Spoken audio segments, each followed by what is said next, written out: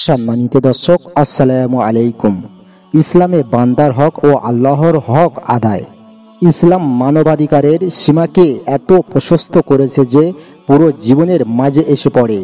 পিতামাতার হক, বন্ধু বান্ধবের হক, শ্রমিক মালিক এবং শাসক ও জনগণের হক, সরকারের হক, শ্রমজীবী মানুষের হক, দুর্বল ও অসহায়দের হক, সাধারণ মানুষের হক ইত্যাদি। বলা যায় বান্দার হক এবং আল্লাহর হক আদায় করার নামেই হচ্ছে ইসলাম। ইসলাম মানুষকে অধিকার আদায়ের চেয়ে অধিকার প্রদানের বিষয়ে বেশি উৎসাহিত করেছে। ইসলাম প্রতিটি মানুষের হৃদয়ে গুরুত্বের সঙ্গে অন্যের হক ও অধিকার আদায়ের অনুভূতি জাগ্রত করে, কারণ কেয়ামতের দিন এ সম্পর্কে জিজ্ঞাসা করা হবে। ইসলামী মানব জাতির জন্য প্রথম স্পষ্টভাবে মৌলিক অধিকার প্রদান করেছে। মানব জাতির মৌলিক অধিকারকেই মানবাধিকার বলে। ইসলামে যে মানবাধিকারকে গুরুত্ব দেওয়া হয়েছে তা স্বয়ং আল্লাহ তাআলা তার বান্দাকে প্রদান করেছেন। পৃথিবীর কেউ তা রহিত করার অধিকার রাখে না। এ অধিকার কখনো রহিত হওয়ার নয়। পবিত্র কোরআনে বলা হয়েছে, আমি মানুষকে সর্বশ্রেষ্ঠ ও চমৎকার অবয়বে সৃষ্টি করেছি। আরও বলা হয়েছে, তোমাদের সর্বশ্রেষ্ঠ জাতি হিসেবে বাছাই করা হয়েছে মানবের কল্যাণের জন্য। সূরা আলে ইমরান আয়াত 110। মানুষে মানুষের সাম্যের ধারণা অন্য আয়াতে পবিত্র কোরআনে বলা হয়েছে, হে মানুষ, আমি তোমাদের সৃষ্টি করেছি এক নর ও নারী হতে। সূরা হুজরাত আয়াত 13। ইসলামের শান্তির বাণী শুধু নিজ ধর্মের মধ্যে সীমাবদ্ধ নয়, বরং পরমত ও পরধর্মের প্রতি সহনশীলতা ও সহানুভূতি খুবই গুরুত্বপূর্ণ। বিভিন্ন সম্প্রদায়ের লোকেদের মধ্যে সম্প্রীতি ও ঐক্যে গুরুত্ব দেন হিজরি 624 সালের মদিনা সনদ মানবাধিকারের জন্য বিখ্যাত। আধুনিক যুগে প্রতিটি দেশ, জাতি ও সমাজে মানুষের মৌলিক অধিকার তথা অন্ন, বস্ত্র, বাসস্থান, শিক্ষা এবং চিকিৎসার অধিকারকে গুরুত্ব দেওয়া হয়। আজ থেকে 1400 বছর আগে রাসূলুল্লাহ সাল্লাল্লাহু আলাইহি সাল্লামের উপর অবতীর্ণ ঐশী গ্রন্থ আল কোরআনে এইসব মৌলিক অধিকার সম্পর্কে সুনির্দিষ্ট বক্তব্য এসেছে। ইসলামী বিশ্বাস অনুযায়ী রিজিকের মালিক একমাত্র আল্লাহ। মানুষের কর্তব্য রিজিক অন্বেষণ করা। রাষ্ট্র ও সমাজ প্রতির দায়িত্ব সে বিষয়ে সহযোগিতা করা।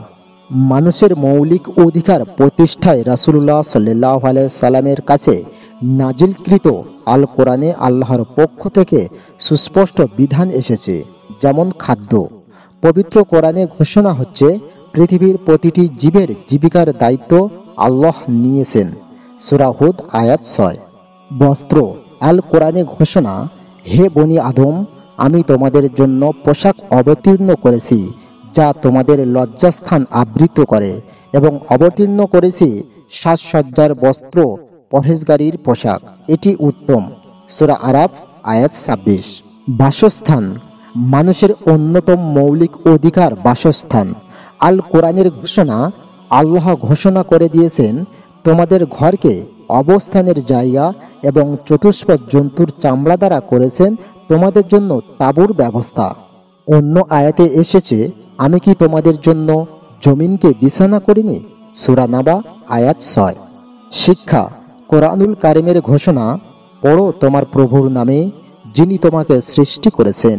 সূরা আলাক আয়াত 1 ও 2। চিকিৎসা। আল কোরআনে এসেছে, আমি কোরআনে এমন বিষয় নাজিল করি যা রোগের জন্য ঔষধ ও মুমিনের জন্য রহমত। সূরা বনী ইসরাইল আয়াত 82। রাসূল সাল্লাল্লাহু আলাইহি সাল্লাম মানুষের চিকিৎসায় উৎসাহিত করেছেন এবং উন্নত চিকিৎসার নির্দেশনা দিয়েছেন। যেমন তিনি বলেন, তোমরা জাইতুনের তেল ব্যবহার করো, কেননা এটা কল্যাণকর বৃক্ষ। রাসূল সাল্লাল্লাহু আলাইহি সাল্লাম আরও বলেন, যে ব্যক্তি মাসে 3 দিন সকালে মধু খাবে তার কোনো কঠিন ব্যাধি হবে না। ইবনে মাজাহ।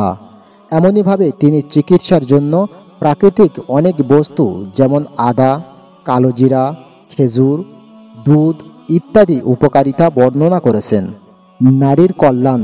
আইয়ামে জাহিলিয়ায় কন্যা সন্তান জন্মগ্রহণ করলে একে দুর্ভাগ্যের কারণ মনে করে। কখনো কখনো হত্যা বা জীবন্ত মাটি চাপা দেওয়া হতো। কিন্তু রাসূল সাল্লাল্লাহু আলাইহি সাল্লাম স্পষ্ট ঘোষণা দিলেন, কন্যা সন্তান দুর্ভাগ্যের নয় বরং সৌভাগ্যের। তাদের হত্যা করা যাবে না।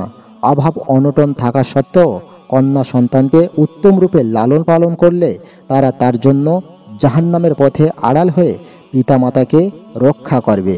সামাজিক কল্যাণ। বিরাজমান ভেদাভেদ, পারস্পরিক বিদ্বেষ ও কলহকে চিরতরে দূরীভূত করার জন্য রাসূল সাল্লাল্লাহু আলাইহি সাল্লাম সর্বোৎকৃষ্ট ভূমিকা রেখেছেন। প্রিয় দর্শক, এই ছিল আজকের আলোচনা। ভিডিওটি ভালো লাগলে লাইক শেয়ার করুন। আর এই ধরনের ভিডিও পেতে আমাদের চ্যানেলটি সাবস্ক্রাইব করে পাশে থাকা বেল আইকনটি প্রেস করে রাখুন। ধন্যবাদ।